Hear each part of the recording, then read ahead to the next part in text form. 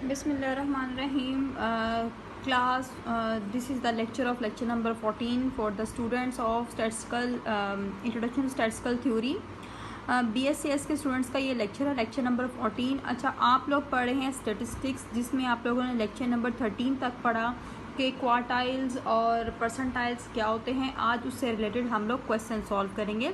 आपकी एक्सरसाइज का क्वेश्चन है 3.13 a part from the Mirajuddin Mirza book, और उसमें आपका क्वेश्चन है calculate the median quartile 1, quartile 2, decile 3 and percentile 57. ये देखें, ठीक है. फॉर द फॉलोइंग डाटा, जिसके लिए आप लोगों को डाटा भी गिवन है. क्लास बाउंड्रीज बता दी गई है 39.5 से लेके 69.5 तक. उसके सामने फ्रीक्वेंसीज दे दी गई हैं. अब कहा गया है कि आप लोगों ने ये जो रिक्वायरमेंट है क्वार्टाइल 1, मीडियन, क्वार्टाइल 2, डिसाइल और परसेंटाइल, ये आप लोगों ने फाइंड करना है. Let start. मैं आप लोगों को सबसे पहले इनके फॉर्मूलाज बता दूं कि हम लोगों को क्या रिक्वायर्ड है, हम लोग किस तरह से इसको निकाल सकते हैं. तो मीडियन का तो आप लोगों को फार्मूला पता है, आप लोगों ने इससे रिलेटेड एक क्वेश्चन सॉल्व किया हुआ है. मैं आप लोगों को क्वार्टाइल से बताऊंगी. क्वार्टाइल हम लोग कैसे करते हैं. क्वार्टाइल बेसिकली Q1 का फार्मूला आपके पास होता है for the group data L plus H/F N/4 minus C. यानी जो आप लोगों का मीडियन में N/2 होता था, बस फॉर्मूले में यहाँ पर 4 आ जाएगा फॉर द क्वार्टाइल 1, क्योंकि हम लोग डाटा को 4 पार्ट्स पे डिवाइड कर रहे हैं. तो स्टार्ट सॉल्व करने से पहले हम लोग क्या करेंगे, क्यूमुलेटिव फ्रीक्वेंसी का कॉलम बना लेंगे. क्यूमुलेटिव फ्रीक्वेंसी का कॉलम क्या होगा, 0, 0 + 5 = 5. 5 में 17 को ऐड किया तो आप लोगों के पास आ जाएगा 22. ठीक है. 22 में बाकी प्रीवियस फ्रीक्वेंसीज को ऐड किया तो आ जाएगा 50. 50 में ऐड किया तो आ जाएगा 75 और टोटल हो जाएगा 117. ठीक है, ये आप लोगों की क्यूमुलेटिव फ्रीक्वेंसी होगी. फिर देख लें कैसे बनाई हम लोगों ने क्यूमुलेटिव फ्रीक्वेंसी. 0 में ऐड किया 5 आ गया. 5 में ऐड किया 17 तो 22 आ गया. 22 में 28 ऐड किया तो 50 आ गया. 50 में 25 ऐड किया तो 75 आ गया. 75 में 42 ऐड किया तो 117 आ गया. ये क्यूमुलेटिव फ्रीक्वेंसी का कॉलम बन गया. अब हमने चूँकि फॉर्मूला सॉल्व करना है, उसके लिए सबसे पहले हमें क्या चाहिए, N/4 हम लोगों ने निकालना है. N आप लोगों के पास देख रहे हो, आप लोगों के टोटल फ्रीक्वेंसी चूँकि समेशन F 117 के इक्वल है, तो हम लोग लिखेंगे 117. ये देखें 117 डिवाइडेड बाय 4. आपने कैलकुलेटर में देखा होगा, देख रहे हैं, ठीक है. और इक्वल का बटन प्रेस किया तो आंसर आ गया 29.25. लिखा हम लोगों ने, क्या आंसर आया, 29.25. अब हम लोगों ने देखना 29.25 हमारे क्यूमुलेटिव फ्रीक्वेंसी के कॉलम में कहाँ लाई कर रहा है. 29.25 50 के अंदर लाई कर रहा है, क्योंकि उससे पीछे वाला छोटा है 22. तो यहाँ पर हम लोग लिख देंगे N/4. ठीक है. तो N/4 के ऊपर वाली जो फ्रीक्वेंसी होगी क्यूमुलेटिव फ्रीक्वेंसी के कॉलम में, उसको कहा जाएगा C. N/4 के सामने वाली फ्रीक्वेंसी जो होगी उसको कहा जाएगा F. और इसके सामने वाली लोअर क्लास जो बाउंड्री होगी उसको कहा जाएगा L. गौर से देख लें, कॉरेस्पॉन्डिंगली आप लोगों ने निकालनी है 4th 1 जी. तो ये आप लोगों की 54.5 हो गया. अब आपने जस्ट फॉर्मूले में वेरीज पुट करनी है. L आपके पास 54.5 के इक्वल है. H आप लोगों के पास क्या है, आप लोग 44.5 में से 39.5 को अगर सब्ट्रैक्ट करते हो तो आंसर आता है, ये देखें कैलकुलेटर पे, देख सकते हो आप लोग कैलकुलेटर पे, ये देखें आंसर आप लोगों के पास आता है 5. तो इसका मतलब आप लोगों का इंटरवल किसके इक्वल है, 5 के. F आप लोगों ने 28 पुट करना है. N/4 आप लोगों के पास किसके इक्वल है, 29.25 के. माइनस C आप लोगों के पास किसके इक्वल है, 22 के. पुट किया. अब जैसे आप लोगों ने कैलकुलेटर से आंसर निकालना है. सबसे पहले 29.25 माइनस 22 किया तो आंसर आ गया 7.25. 5/28 किया तो आंसर आ गया 0.17 प्लस 54.5. 0.178 को मल्टीप्लाई करेंगे 7.25 से और ऐड कर देंगे 54.5 से, तो आंसर आप लोगों का आ गया 55.79। ये देख सकते हो आप लोग 55.79 आपके पास क्वार्टाइल 1 का आंसर आ गया। ठीक है, अब हम लोगों ने क्या करना है, क्वार्टाइल 1 हम लोगों ने निकाल लिया। नेक्स्ट हमारा काम है, हम लोगों ने क्वार्टाइल 2 निकालना है, Q2। ठीक है, और डिसाइल 3 निकालना है और P57 निकालना है। तो ग्रेजुअली तमाम फार्मूलाज को पुट करते जाएं और इसको सॉल्व करते जाएं। चलें, नेक्स्ट हम लोगों ने Q2 निकालना है चूँकि, तो इसको रेज़ किया। Q2 आप लोगों के पास किसके इक्वल होता है देख लें। Q1 और Q2 में बस ये डिफरेंस होगा, यहाँ पे आपके सब्सक्रिप्ट में आ जाएगा Q2 और यहाँ पर आ जाएगा 2n/4। ठीक है, सब्सक्रिप्ट में यहाँ पर 2 आ जाएगा, फॉर्मूले के अंदर जहाँ पर n है उसके साथ 2 आ जाएगा क्योंकि Q2 हमने निकालना है। तो 2n/4, 4 क्योंकि हम लोग क्वार्टाइल निकाल रहे हैं। ठीक है, तो सबसे पहला हमारा काम होगा क्लास कि हम लोगों ने क्या करना है, 2n/4 निकालना है। तो 2n/4 कैलकुलेटर से निकालना है। देखें, 117 डिवाइड बाई 4, आंसर आ गया 58.5। ठीक है, 58.5।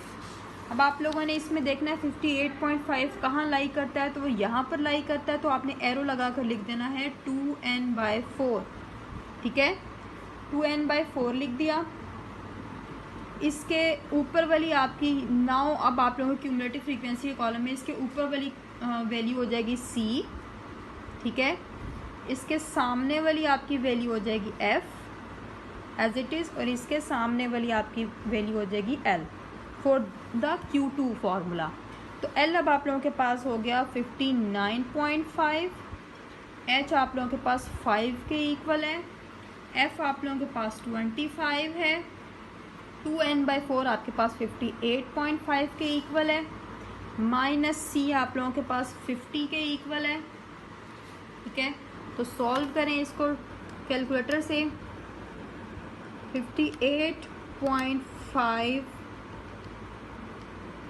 माइनस 50,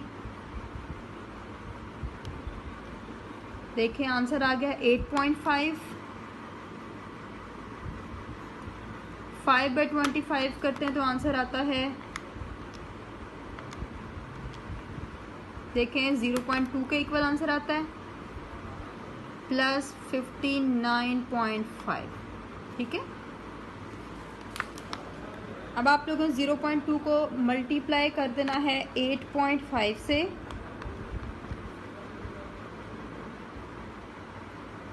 प्लस करना है 59.5। तो अब आप लोगों के पास आंसर आ गया 61.2, जो कि Q2 है हमारे पास। Q2 हमेशा मीडियन के इक्वल होता है। ठीक है, सो मीडियन और Q2 हमने एक साथ फाइंड कर लिया।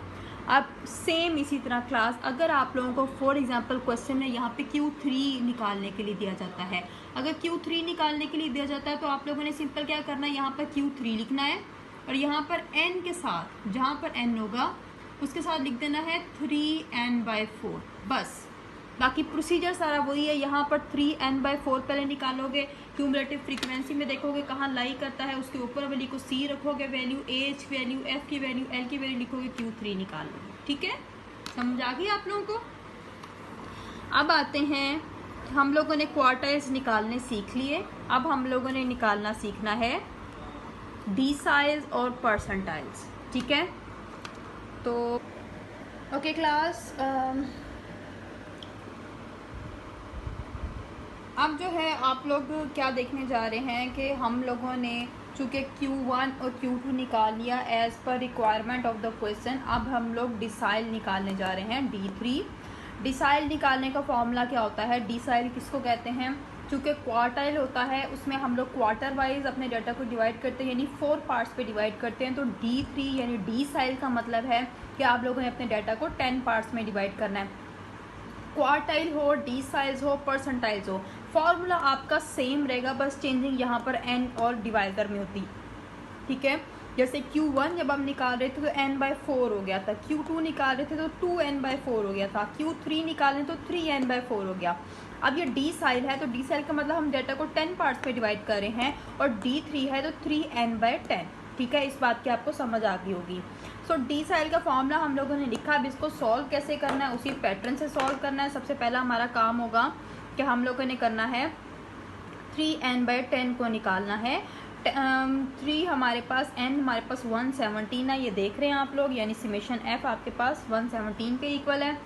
और डिवाइड किया इसको 10 से, तो कैलकुलेटर से डिवाइड करके आंसर निकाल लें आप लोग, क्या आता है। मैं आप लोगों को साथ साथ में कैलकुलेटर का यूज़ भी बता रही हूँ, क्योंकि आपका पेपर विदाउट कैलकुलेटर नहीं सॉल्व हो सकता। आप लोग अगर कैलकुलेटर नहीं लेके जाते अपने पेपर में, तो आप लोग पॉसिबल है कि अपने पेपर को सॉल्व नहीं कर पाओगे। अभी से अपने साइंटिफिक कैलकुलेटर्स को ख़रीद कर और सारे क्वेश्चंस को प्रैक्टिस करें।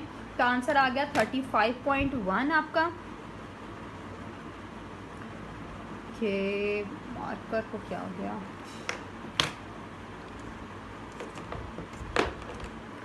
तो क्लास आप लोगों का आंसर आया 35.1। अब आप लोगों ने नेक्स्ट स्टेप क्या करना होता है, सिंपल आप लोगों ने क्यूमुलेटिव फ्रीक्वेंसी के कॉलम में जाना होता है और देखना होता है कि हमारी ये वैल्यू कहाँ लाई कर रही है। 35.1 आपकी यहाँ पर लाई कर रही है, ठीक है। तो आप लोगों ने इसको लिख देना है इस तरह से, हाईलाइट करके आप लोगों ने लिख देना है 3n/10, ठीक है। और इसके सामने वाली वैल्यू आपके पास क्या हो जाएगी, f। इसके सामने वाली लोअर क्लास बाउंड्री आपके पास क्या हो जाएगी, L। तो आप लोग जस्ट फॉर्मूले में वैल्यूज पुट करो। L आपके पास हो गया 54.5 प्लस H आपके पास 5 है 25, और 35.1 माइनस जो आप लोगों के इस वैल्यू के ऊपर वाली वैल्यू वो क्या है 22। तो इसको C कंसीडर करते हैं, तो लिखोगे 22। अब आप लोग देख रहे हो कि आप लोगों ने डी साइल नंबर 3 भी निकाल लिया, डी साइल के फॉर्मूला ग्रुप डाटा के फॉर्मूले से डी साइल भी निकाल लिया, जो कि आंसर आपके पास 57.12 के इक्वल है। निकाला कैसे, ये भी मैंने टोटली आप लोगों को बता दिया है कि किस वे से हम लोग इसको निकाल रहे हैं। होप सो आप लोगों को कोई कन्फ्यूजन नहीं रही होगी।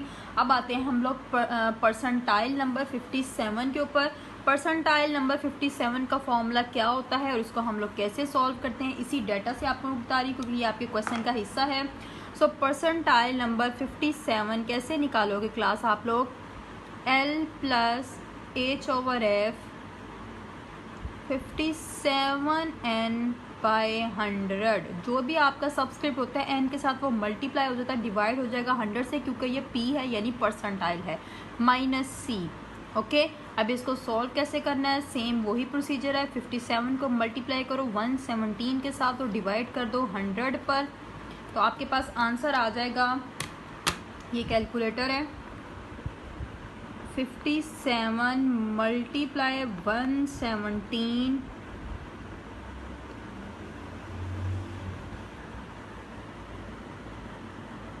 ठीक है, डिवाइड किया इसको 100 पर, आंसर आया 66.69। तो लिख दें आप लोग, आपका आंसर आ गया 66.69। अब आपने चेक करना है ये कहाँ पर लाई करता है आपके क्यूमुलेटिव फ्रीक्वेंसी के कॉलम में। तो 66.69 आपका इस वाली वैल्यू पे लाई करता है, तो यहाँ पर लिखते हैं 57n/100, यहाँ पर लाई करता है, इसके ऊपर वाली वैल्यू c हो गई, ठीक है।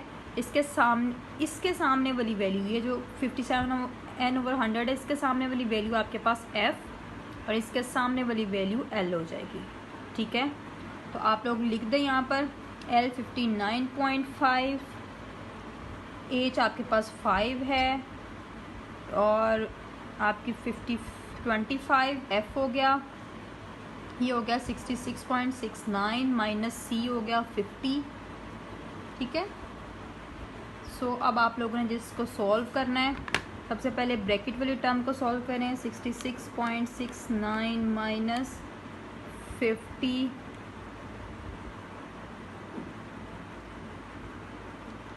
और इसको मल्टीप्लाई कर देना है आप लोगों ने 5/25 के साथ और ऐड कर देना है 59.5 में।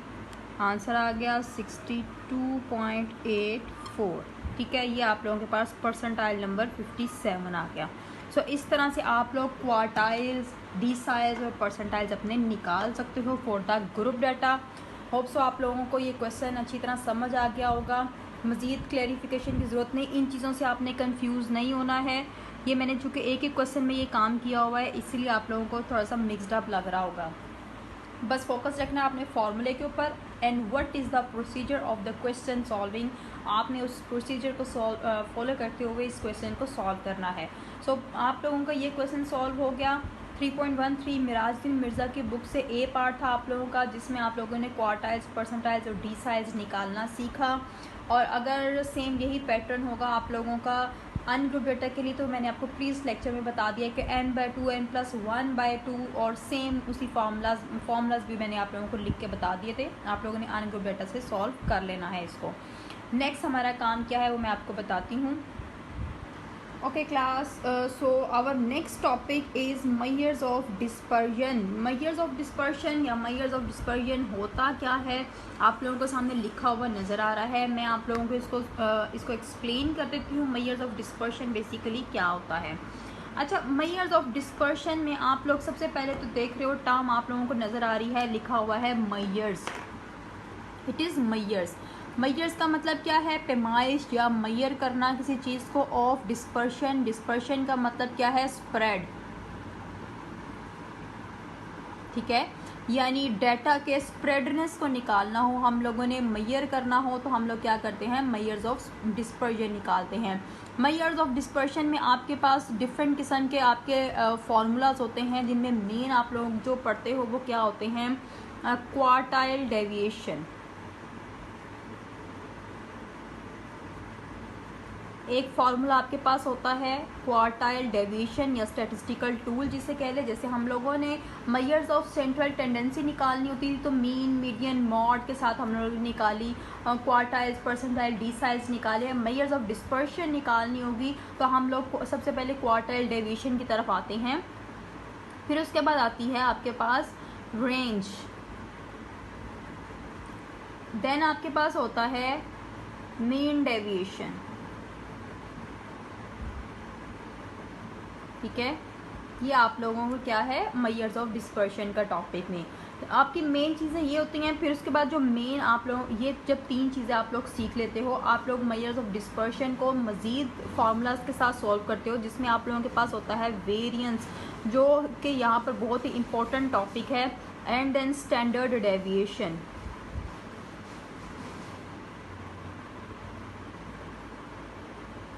क्लास, अब जो आप लोगों के ये क्वार्टाइल डेविएशन, रेंज और मीन डेविएशन के फार्मूलाज हैं, इनके मैं आपको जो है थॉरली कंप्लीट क्वेश्चंस नहीं करवाऊंगी, क्योंकि ये आप लोगों ने जस्ट फार्मूलाज लर्न करने हैं और देखना है, स्टेप देखने हैं कि किस स्टेप पे आप लोग इसे सॉल्व कर सकते हैं। जो मेन चीज़ें आप लोगों की वेरिएंस और स्टैंडर्ड डेविएशन है, इसको अच्छी तरह से लर्न भी करना है आप लोगों ने, फार्मूलाज को भी, और हर मेथड से क्वेश्चन भी इसका सॉल्व करना है, इनकी प्रॉपर्टीज़ भी देखनी है।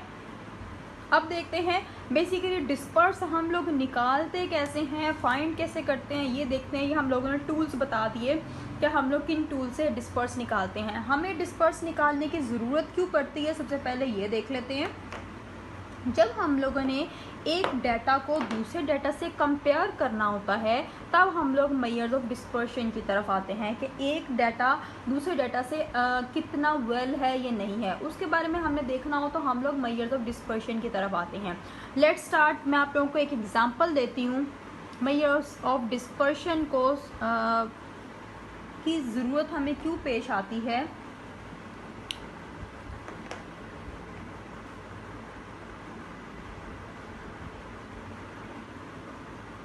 फॉर एग्जाम्पल आपके पास एक डाटा है 1 2 3 4 5। ठीक है, एक आप लोगों के पास डाटा है, इसको डाटा सेट नंबर 1 कह लें, डाटा सेट नंबर 1। और एक आपका डाटा सेट नंबर 2 है, जिसकी आपकी वैल्यूज़ हैं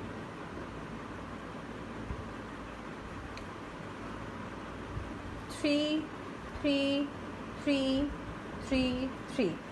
अब आप देख रहे हो यहाँ पर भी आपके डाटा में 1 2 3 4 5 5 वैल्यूज़ हैं। डाटा सेट नंबर 2 में भी 1 2 3 4 5 जो है वो 5 वैल्यूज़ हैं। अब इन दोनों का आप लोग पहले मीन निकालो। डाटा सेट नंबर 1 का अगर मीन निकालते हो x बार 1 तो वो आपके पास आंसर आता है 1 + 2 + 3 + 4 + 5 divide by 5। The answer is 3 x bar 1। Okay, data set number 2 के लिए जब आप आंसर निकालते हो यानी इसका मीन निकालते हो x bar 2, 3 + 3 + 3 + 3 + 3, okay, and divide by 5, it also gives us the answer 3.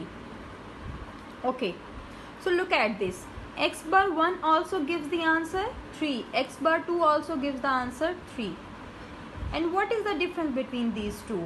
अब आप लोग कैसे आइडेंटिफाई करोगे जबकि हम लोग कहते हैं कि डाटा का सेंट्रल पॉइंट हमें जो है डाटा के बारे में डिस्क्राइब कर देता है, जबकि हम देख रहे हैं डाटा सेट नंबर 1 में भी आपके पास सेंट्रल वैल्यू 3 है, डाटा सेट नंबर 2 में भी आपकी सेंट्रल वैल्यू 3 है। अगर आप लोगों ने इन दोनों को डिफ्रेंशिएट करना होगा तो आप किस वे से करोगे? आप क्या बताओगे कि डाटा सेट नंबर 1 को भी आप डिस्क्राइब 3 से कर रहे हो, एक ही मीन से कर रहे हो, जबकि डाटा सेट नंबर 2 को भी डिस्क्राइब आप एक ही मीन से कर रहे हो। जब इस तरह की सिचुएशंस आती हैं, जब आपके डिफरेंट डाटा सेट का एक मीन आता है, तो हम लोग उन दोनों में डिफ्रेंशिएट करने के लिए हम लोग क्या करते हैं? मेजर्स ऑफ डिस्पर्शन निकालते हैं, यानी हम उन दोनों डाटाज के डिस्पर्स निकाल लेते हैं कि कौन सा data is preferable and which one is not preferable. जब हम प्रेफरेबल और नॉट प्रेफरेबल की बात करेंगे, कंसिस्टेंट और नॉट इनकंसिस्टेंट डाटा की बात करेंगे, तब हम मेजर्स ऑफ डिस्पर्शन की तरफ आ जाएंगे। सो मेजर्स ऑफ डिस्पर्शन का एक मेन जो आपका बेनिफिट होता है वो ये होता है कि जब आपके डिफरेंट डाटा सेट्स का आंसर सेम होता है मीन्स का, जिससे हम लोग दोनों डिफरेंट डाटा सेट्स में आपस में कंपैरिजन नहीं कर पाते हैं या डिफ्रेंशिएट नहीं कर पाते हैं, वहाँ पर हम लोग क्या करते हैं? मेजर्स ऑफ डिस्पर्शन का टूल यूज़ करते हैं। सो अब हम लोग क्या करेंगे? जब हमारे पास ये दोनों डाटा सेट एक ही मीन दे रहे हैं, हम लोग इनका डिस्पर्स निकालेंगे। इन दोनों डाटा सेट्स का हम लोग क्या करेंगे? फैलाव निकालेंगे, डिस्पर्स निकालेंगे। डिस्पर्स निकालने का तरीका क्या है? हम लोग क्या करते हैं? आपके जो डाटा का मीन होता है, ठीक है, हम हर इंडिविजुअल वैल्यू से उस मीन तक का डिफरेंस निकालते हैं। इसको कहा जाता है डिस्पर्स निकालना डाटा का। मीन्स हर इंडिविजुअल वैल्यू का उसके मीन वैल्यू से हमने डिफरेंस देखना होगा, कितना है, कितने डिस्टेंस पे वो वैल्यू लाई करती है। ठीक है, अगर हम 1 - 3 करते हैं तो ये -2 आता है। ठीक है, 2 - 3 करते हैं तो ये आप लोगों के पास -1 आता है। 3 - 3 करते हैं तो 0 आता है। 4 - 3 करते हैं तो 1 आता है। 5 - 3 करते हैं तो 2 आता है। ओके, सो हम लोगों ने चेक कर लिया हर इंडिविजुअल वैल्यूज़ के मीन से कितने डिस्टेंस पे है। हमने देखा कि जो 1 है वो उसके मीन से 2 लेवल के डिस्टेंस पे है, 2 जो है वो 1 लेवल के डिस्टेंस पे है, 4 भी 1 के डिस्टेंस पे है, 5 भी 2 के डिस्टेंस पे है। तो जब हम लोगों ने ओवरऑल मेजर्स ऑफ डिस्पर्शन निकालनी होती है, तब हम क्या करते हैं? लेट्स सी, हम लोग क्या करते हैं? वेरिएंस निकालते हैं, जिसको एस स्क्वायर से कहा जाता है, सैम्पल वेरिएंस, जिसका फॉर्मूला होता है समेशन x - x बार का होल स्क्वायर ओवर n। ठीक है, यानी हर इंडिविजुअल वैल्यू का उसके मीन से डिफरेंस, यानी x - x बार। ठीक है, डिफरेंस निकाल के उसका स्क्वायर लेके अगर उन तमाम वैल्यूज़ को सम करके n पे डिवाइड कर दें, यानी एवरेज ले लें, तो वो वेरिएंस आपका आ जाता है। तो अगर हम इस डाटा सेट का वेरिएंस निकालते हैं तो क्लास आपके पास वेरिएंस क्या आता है?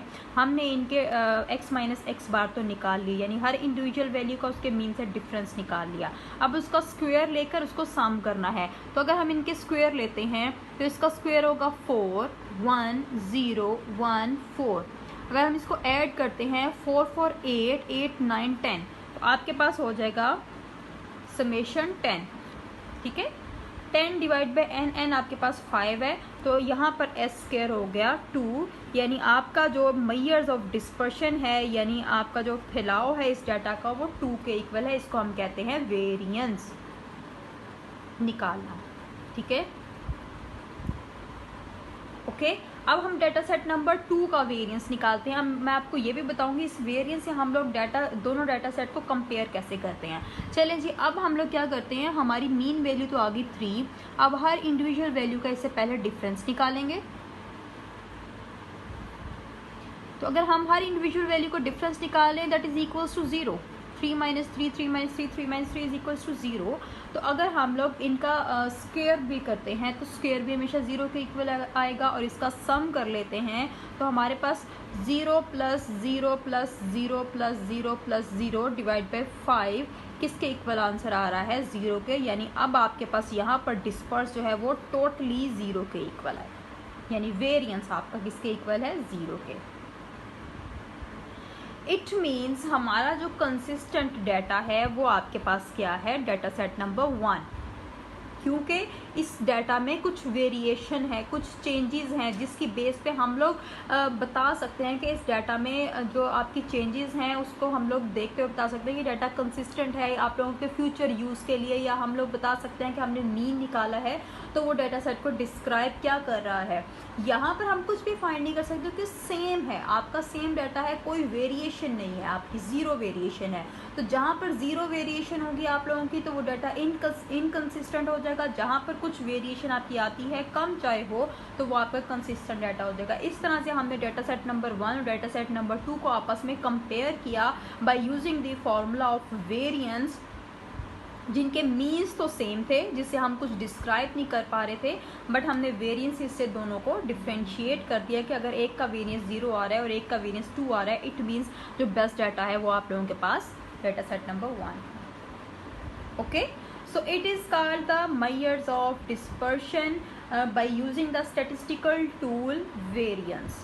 इस तरह से हम लोग डाटा का डिस्पर्स निकालते हैं, यानी फैलाव निकालते हैं, हर इंडिविजुअल वैल्यू उसके मीन वैल्यू से कितने डिस्टेंस पे है ये हम चेक करते हैं, तो उसको हम लोग कहते हैं मेजर्स ऑफ डिस्पर्शन। तो अब हम लोगों ने मेजर्स ऑफ डिस्पर्शन में बेसिकली क्या पढ़ना होगा, आपको समझ आ गया होगा। हम लोगों ने मेजर्स ऑफ डिस्पर्शन में डाटा सेट के डिस्पर्स को चेक करना होता है, और हम लोगों ने एक डाटा सेट को दूसरे से कंपेयर करना होता है, वो आप लोगों की जो ज़रूरत होती है उसके लिए हम लोग ये काम करते हैं। सो अब आते हैं फॉर्मूलाज की तरफ। आप लोगों ने ये सीख लिया कि वेरिएंस कैसे निकालते हैं। अब डिफरेंट स्टैटिस्टिकल टूल्स को यूज़ करते हुए आप लोगों ने मेजर्स ऑफ डिस्पर्शन को निकालना होगा। सबसे पहला आपका मेजर्स ऑफ डिस्पर्शन का टूल होता है नंबर 1, उसको कहा जाता है रेंज। रेंज बहुत ही सिंपल मेजर्स ऑफ डिस्पर्शन है, जिसमें हम लोग क्या करते हैं, मैक्सिमम वैल्यू में से मिनिमम को सब्ट्रैक्ट जस्ट कर देते हैं, यानी जो भी डाटा आपको गिवन होता है उसमें से मैक्सिमम में से मिनिमम को सब्ट्रैक्ट कर दो तो वो आप लोगों का मेजर्स ऑफ डिस्पर्शन निकल आता है। वेरी सिंपलेस्ट आपकी measures of dispersion kind of measures of dispersion है। Second kind measures of dispersion क्या होती है आप लोगों के पास, क्वार्टाइल डेविएशन, जिसको Q.D भी कहा जाता है। क्वार्टाइल डेविएशन का फॉर्मूला क्या होता है, Q3 minus Q1 divided by 2, यानी थर्ड क्वार्टाइल में से फर्स्ट क्वार्टाइल को सब्ट्रैक्ट करके 2 पे डिवाइड कर दें तो क्वार्टाइल डेविएशन आप लोगों के पास आ जाता है। ओके, थर्ड काइंड ऑफ जो आपकी होती है मेजर्स ऑफ डिस्पर्शन, उसको मीन डेविएशन कहा जाता है, और मीन डेविएशन का फॉर्मूला आप लोगों के पास होता है summation mod x minus x bar divide by n, और वेरिएंस का फॉर्मूला आप लोगों के पास होता है समेशन x माइनस एक्स बार का होल स्क्वायर ओवर n। अब आप लोग देख रहे हो जो मीन डेविएशन का फॉर्मूला है उसमें मोड आ गया और यहाँ पर स्क्वायर आ गया। बेसिकली हमारा पर्पस क्या होता है कि जो हम लोग हर वैल्यू का मीन से डिफरेंस ले रहे होते हैं, कुछ नेगेटिव वैल्यूज आ रही होती हैं, कुछ पॉजिटिव वैल्यूज आ रही होती है, जब उनको हम ओवरऑल ऐड करते हैं तो वो 0 के इक्वल आंसर आ सकता है। तो इस 0 से बचने के लिए हम लोग क्या करते हैं, मोड ले लेते हैं, तमाम नेगेटिव वैल्यूज को प्लस में चेंज कर देते हैं और समेशन लेके n पे डिवाइड करते हैं तो मीन डेविएशन आ जाती है। और वेरिएंस क्या होता है कि तमाम जो आपकी x माइनस एक्स बार की वैल्यूज होती हैं उनका स्क्वायर लेकर सम लेकर n पे डिवाइड करते हैं तो वेरिएंस आ जाता है। तो वेरिएंस को बेसिकली हम लोग क्या करते हैं, जिसका दूसरा नाम होता है मीन ऑफ स्क्वेयर्ड डेविएशंस, यानी जो हम लोगों ने डेविएट किया हुआ है हर वैल्यू को उसके मीन से, उनका स्क्वायर लेके अगर हम लोग मीन निकाल लेते हैं तो वो हमारे पास बेसिकली वेरिएंस होता है। तो mean of squared deviation. Okay, तो हम लोग यहाँ पर लिख सकते हैं मीन ऑफ एब्सोल्यूट डेविएशंस। यहाँ पर भी बेसिकली x माइनस एक्स बार हमने निकाला, लेकिन चूंकि ये एब्सोल्यूट वैल्यूज़ उनकी ले ली, यानी कि उनके नेगेटिव वैल्यूज़ को पॉजिटिव करके उनका मीन निकाल लिया उन डेविएशंस का, तो ये मीन ऑफ एब्सोल्यूट डेविएशंस हो गया, तो इसको हम मीन डेविएशन कहेंगे। मीन ऑफ स्क्वायर्ड डेविएशंस हो गया, तो इसको हम लोग वेरिएंस कहेंगे। तो ये बेसिक आप लोगों के फार्मूलाज हैं। फिफ्थ वन आपके पास होता है स्टैंडर्ड डेविएशन।